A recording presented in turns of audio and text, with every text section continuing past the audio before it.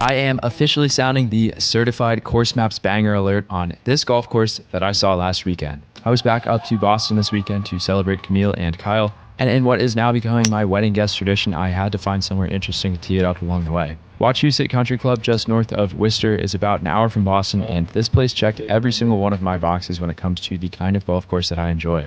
It's a Donald Ross design on a wonderful piece of land that maintains much of the original character and green complexes. It's a public course with relatively affordable rates and a really strong membership program as well. We paid about $90 for a peak tee time, and our fourth was a guy who lives down the road. He said he pays $4,000 a year and has clocked 80 rounds out there so far. I'm no math genius, but I believe that works out to $50 a round, and I think that's going to be pretty tough to beat. I love a public course that makes it affordable for regulars, and places that do this always have a really lively community around them. And the course itself was just pure fun.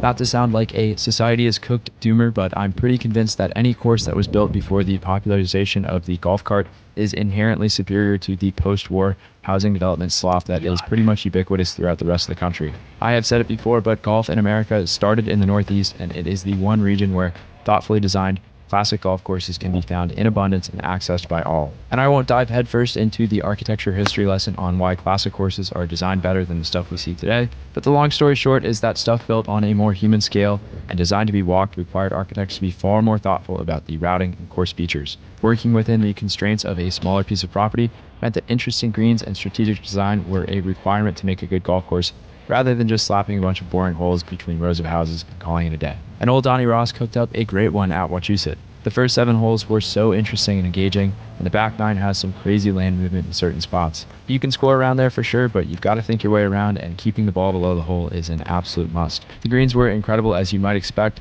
They rolled well, and the firm conditions this time of year made for some incredibly fun golf. If you're in the Northeast, I would give it a spin, and as always, if you do make the trip, tell them that we sent you. Cheers.